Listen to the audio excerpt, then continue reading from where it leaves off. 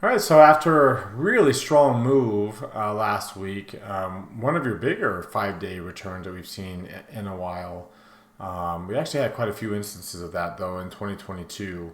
Notably, there at the end of May, on Twitter. If you follow me on Twitter, I posted quite a few things over the weekend, last Friday, over the weekend, and into this morning about that move and how similar it is to the May 27th, especially considering the lack of volume. And we saw today a lack of volume and a lack of range to continue to move. So we're going to take a look at how likely we are to start a new bullish intermediate trend out of this, as the intermediate line is definitely making its way higher. Or is it going to be more like that end of May rally where we get a pretty decent amount above the moving average, we fail, we end up going down to new lower lows. So we're going to talk about why we're actually in that latter camp more so than the former. What technical signs are out there that are kind of red flags. Like I said, a lot of them I've already posted on Twitter, so make sure you follow me there to see the content I'm posting there. And then we'll take a look at our trade idea of a stock that kind of looks like the market. It's kind of made a nice little run higher. How much run does it have left? So we'll kind of talk about how to trade that and other stocks like that and use this one as an example. So let's go ahead and get started. Today is Monday, November the 6th, 2023. This is the Market Outlook from MarketScholars.com. My name is David Settle. All right, before we get going too far, I invite you to subscribe to our YouTube channel with this icon here, or the red subscribe button down below. Click the thumbs up icon to like our video. Comment on anything that stood out to you today. Join our website at MarketScholars.com for free. Follow me on Twitter for more content between the videos, and join our Market Outlook Facebook group that we've created. All right, if you're following us on Twitter, come check out some of these other things over here on the right, including our Market Outlook live video. Come down to the bottom, click this heart. It opens up this tab. Hit that like button there. Same thing here. Come to this icon. Hit that thumbs up icon and click on that like button. Again, the more you do that, it helps get our content out to all of our followers on those platforms. It's a big deal for us. That's all we always ask. And our goal is to get to 100. We're always kind of in the 70s here lately. So for those who are liking these day in and day out, thank you very much. And those who don't, you can do right now while you're watching with one or two really easy clicks. All right, let's start off taking a look at the S&P 500 with the market forecast indicator. As you can see, again, we have dark green shading and a green line. We're 2% above the 30-day moving average, which is rising. That's the green line. The dark green shading comes from the fact that the intermediate line is above the chart's midpoint, heading into the bullish territory there. I've made the comparison of this move to last May 20th to 27th. The intermediate line didn't quite get into bullish territory that go around. It did earlier this year, or during this cycle. It got up there. The momentum line, you notice, has already dropped back down to bearish levels, so it's in the lower reversal zone already. And then you have the near-term line actually still above the 90th percentile. Remember, the near-term line, usually the near-term line follows the momentum line, but the momentum line never did get up there above the 80th percentile. So it's a good move here. The intermediate line crossing above market sentiment's rising.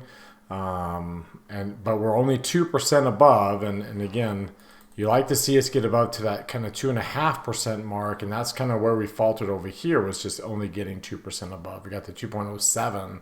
Today we're at 2.05. So we'll see if we can kind of build on this and really continue to push higher. Obviously, the range today was extremely small on the move.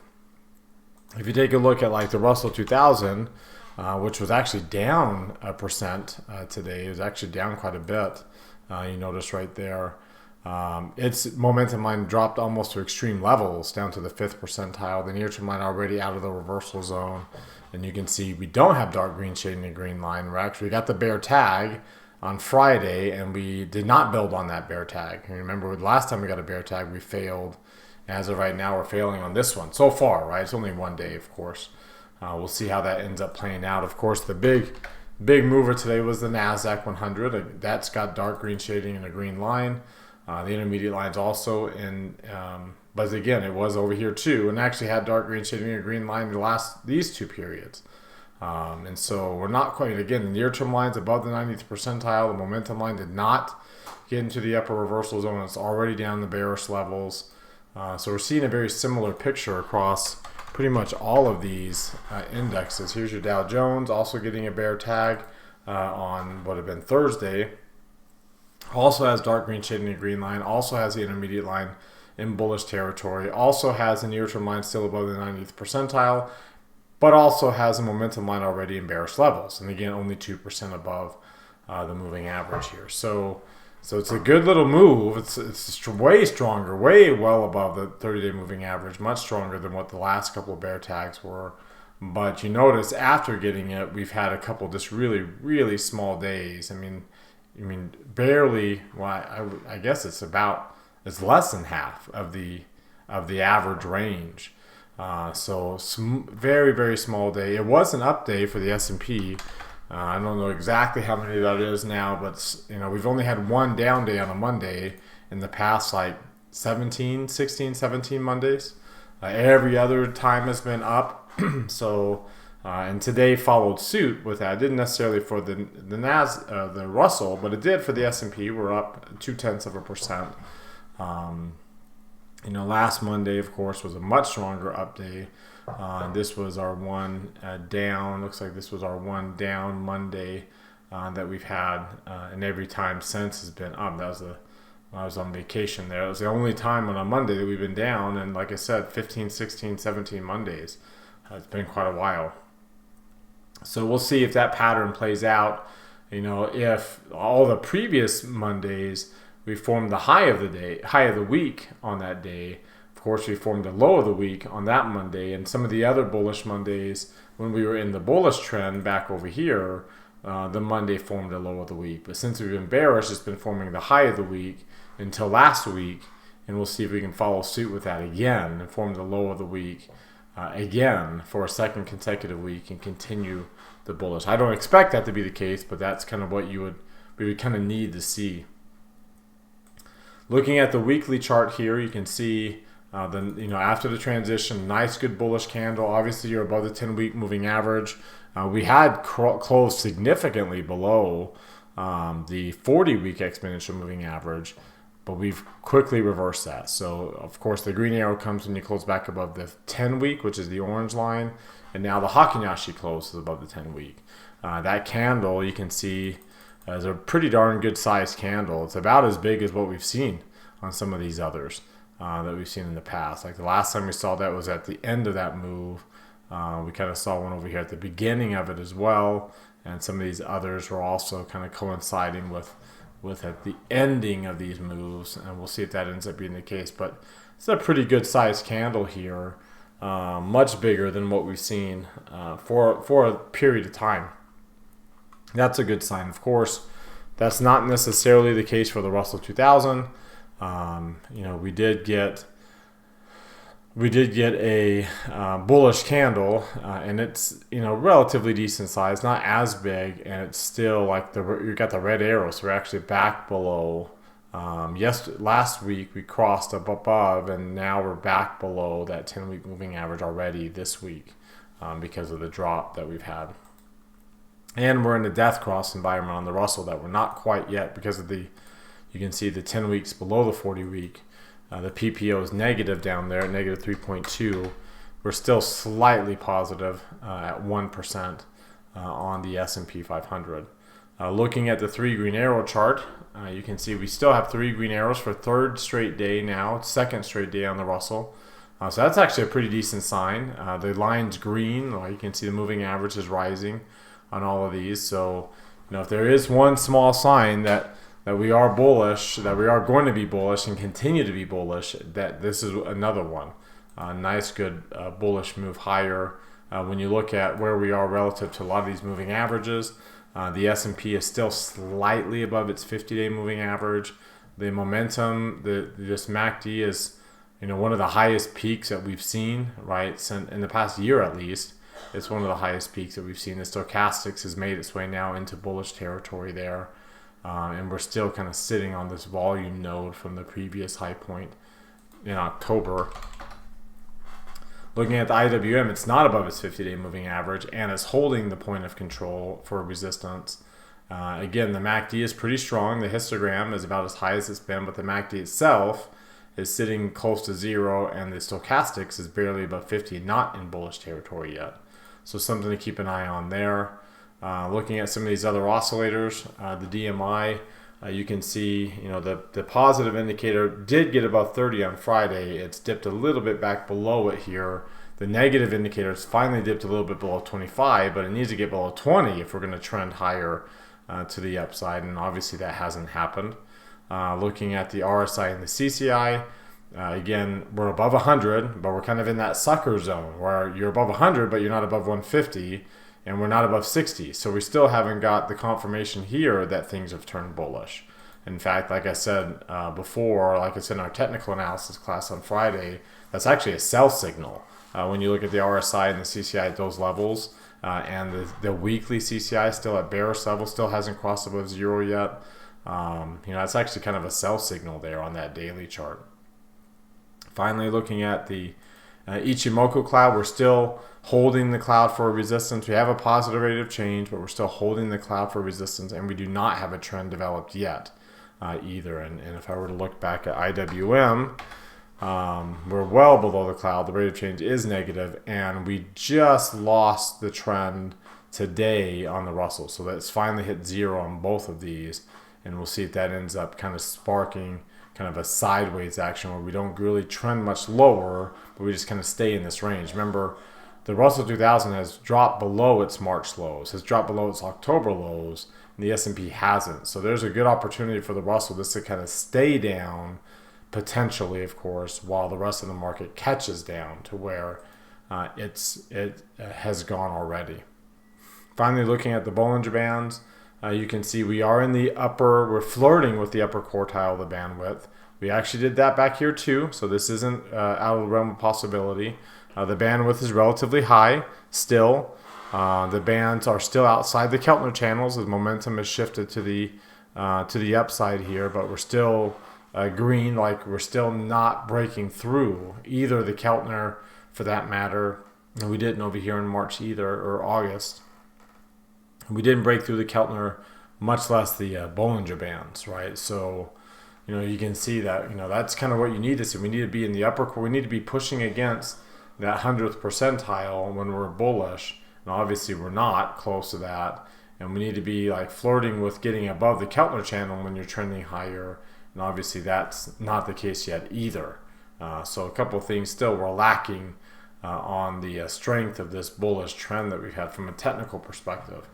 The thing that kind of stands out to me here, obviously the small range sitting inside of Friday's range, Friday's post-opening gap range, right? So very, very small range there, sitting below last week's high, not getting a new 4-week high point. So again, the question is Monday the high of the week or the low of the week? And obviously if it's the low of the week, that means we're going to get a new 4-week high point this week. But if it's the high of the week and we fill in this gap, which I think we will do, and we start to fill in this gap of volume, and potentially down here, which I also think we'll do, then we won't get a new 4-week high point this week. And that green line, which measures where the high point is, will make its way to zero, which we kind of need to see if we're going to see a trend reversal more likely. So I think this gap is in danger sooner rather than later. And then, of course, that would also put this gap down here in danger, maybe by later in the week if we fill them in the week. And obviously, it wouldn't be a lower low point, but it would be much lower than maybe a lot of people are expecting the S&P to be by this week again, if we fill in these gaps. Again, I think there's a high probability of filling in this one sometime here soon, earlier in the week. And the question would be here. That's less of a higher probability, but it would be very significant if we did. It would nullify a lot of the bullishness that we had, obviously, late in the week, post FOMC. All right, if you take a look at the volatility, and of course, we did have a significant drop in volatility. We did get below 15. We're well below 90 percentile. The VVIX, however, jumped today. You can see that correlation is starting to, still staying really high. So considering how extremely low both the VIX and the VXV are, there's an opportunity for both of them to bounce up here. That would mean that we'd be kind of bullish on volatility. You can see where volatility is, again, relative to some of its average values over different periods of time. We are way below the 50-day moving average on that, way below 15, and the MACD you can see is way negative. We've had one of the bigger 5-day draws we've seen in a long, long time. Tremendously negative MACD. We'll see if that, whether that turns into something that produces a bounce or not. Obviously, we kind of got this low on the last bounce, and it did, kind of stall out for a couple of weeks going into expiration, and then rallied. So we'll see. I would expect that that's the kind of move we'll end up getting here. Not putting all of this rally into a couple of weeks expiration, but over the course of expiration and into the next one, we'll probably see the moving, volatility ramp its way back up off of what would be a higher low point to potentially a higher high point, more in the mid 20s, if not eventually up into the higher 20s. All right, let's take a look at what's driving the price action today. And one of the bigger movers was commodity prices. They really started the day higher. They continued holding most of their gains throughout by the end of the day. The dollar ended up being higher by the end of the day as well, but very marginal to the upside. Yields ended up rebounding, and that was one of the bigger reasons why markets did so well last week. If we take a look at the yield picture, dropping down to its 50-day moving average, bouncing back up a little bit. I mean, enough to get the histogram turned up. And this was one of, again, a pretty deep drop we haven't seen for a while on this. But again, hitting that 50-day moving average.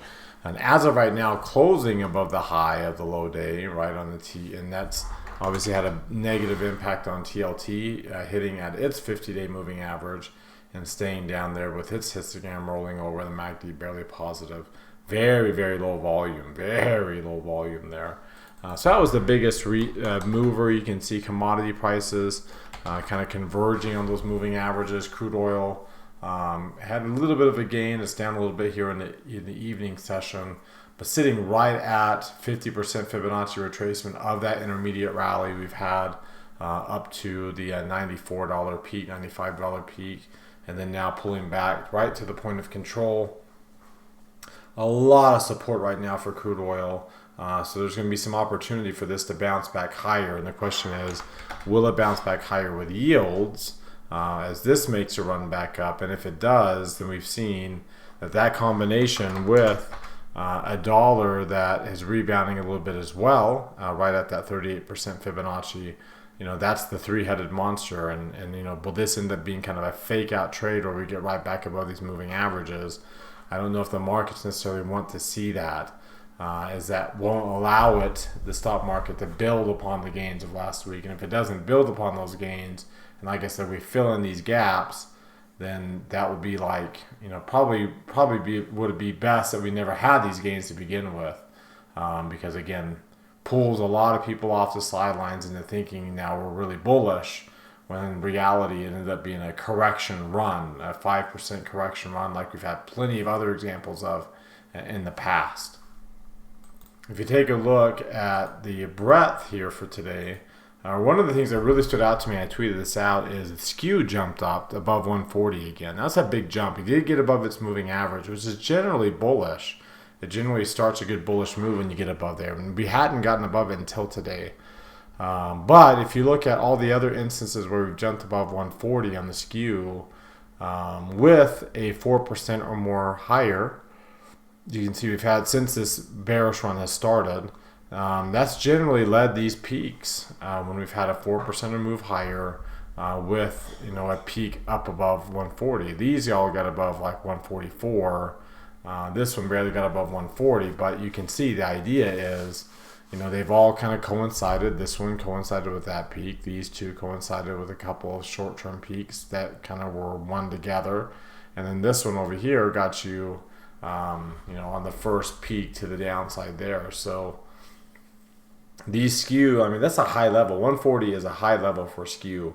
And the fact that it's there again, suggests there's a lot of fat tail risk out there. There's a lot of people, market participants expecting bigger moves to the downside now that we've rallied so much than what we had before when we were just coming off, barely coming off those lows. So that's what happens. You get these big moves. The risk to the downside starts to really increase dramatically, and especially considering how big of a move we can have in the skew in just one day. It's not common to get this big of a move in one day. Of course, the breadth. You can see the number of stocks above the 50-day moving average back below the 250 mark, so the 50% level. The rate of change dipping it down to negative levels as we were negative today, slightly lower. If you look at the number of stocks above their 200-day, you can see they're above their moving average, but not quite getting above that 50% mark either. And then you compare, you look at the new highs and new lows here, and you can see we briefly got above zero a couple days ago. We're back negative, and we're at minus 60, again way below the or above the moving average, but still negative, right? Unable to really build again upon last week's gains with some positive breadth. The nice thing here is the McClellan oscillator. It's still bullish, right? We're still above, but the fact that we got close to 100 and we're above 100 for some periods yesterday, intraday periods, but at least we closed near 100 when we weren't really below 100 to begin with, suggests that we kind of had a blowout move here, and it's more likely that it's gonna probably fail on us like the last time that we had a move above 100 back at the end of May that got you above that 100 level on the McClellan oscillator, and we weren't really that negatively we didn't have that big of a negative breadth to begin with, so it kind of came out of nowhere. It failed there at the end of May, and we went to new lows. That's kind of what I'm expecting that we'll see here. And of course, the question is how much further low, and I still think that the March lows are definitely on the table if this correction ends up going through all the way towards that 200-week moving average, because that's what a correction is you break that 50-week moving average and you start to make a run towards the 200-week moving average, and that is a correction. So we were starting that. We bounced back above all the moving averages, every single one of them, last week. Now the question is follow through and whether this 1 week has been more of a breakout pattern than not. And that's kind of the camp that, of course, that I'm leaning in right now based on some of these other technicals I've shared with you. Let's take a quick look at the sector rotations. Let me bring down up the sector rotation chart. And again, just look at today. Of course, the big three have been some of your bigger movers here recently on this little rally. If you take a look at just today alone, technology was up there with healthcare and consumer staples, right? And discretionary is kind of matching staples to a degree by the end of the day at least. Utilities still outperforming a lot of other cyclical areas like industrial, financials, materials. And on the opposite end of the spectrum right now, at least, energy, which is considered a safe asset class, and real estate, which is not considered a safe asset class here recently, are both leading the way to the downside. So not necessarily the likeliest combination to lead the market in any direction, one way or the other. All right, let's take a look at our trade idea of the day. We'll take a look at Salesforce here. It looks pretty similar to the market, maybe not as bearish, more sideways over the past 2 weeks, but still lots of dark pink shading and a red line here. And the intermediate line is crossing into bullish territory and turning higher. So that's dark green shading and a green line. That's kind of like what we like to see. Not quite the strong bullish candle, though it is relatively bullish, just not as strong. It's you can see the green arrow. The Heikin-Yashi close is back above the 10-week moving average. That's a relatively positive development there. Just not the strongest candle, not the biggest size candle. We are, sitting at the point of control. And the 50-day moving average, like the S&P, but again, bigger move to get to the 50. But still, you're kind of at some resistance here. If you look at the DMI. For the stock, both the indicators are below 25, so no trending move at all. The RSI and the CCI are at levels that are kind of more with bearish high points, but definitely not bullish, right? So at the best, it's neutral on those indicators. And then when you look at the Bollinger Bands and the Keltner channels, you can see we are kind of right in the midst of a small bandwidth, right in the middle, of a small bandwidth, a little bit below the upper quartile. So slight positive bias, but not very much of one. So the stock is giving us a pretty decent neutral bias right now. So what I decided to do was go over to the December options and do an iron condor spread. It does have earnings coming up before December expiration. You can see the difference in the volatility is not very big, so it doesn't look like the market's expecting a big move to come out of earnings. You have I sold the low 20 delta on the put side. That gives me a little bit more room to the downside. I sold a 30 delta here because there is no 20 deltas on this. To the upside, $10 wide on the upside, $5. I had to go out a couple strikes to get the $10 on the downside. That gives me these break evens, which you can already see on the chart. You can see the upper break even kind of matches up with those old peaks that we've had within this range. The lower break even gives me room to break down off of this resistance level and see, just in case if it does break down harder, I've got room to the downside. And really, if we break that, we'd definitely be in a trending mode where we might switch the trade from more of a neutral trade to more of a trending trade.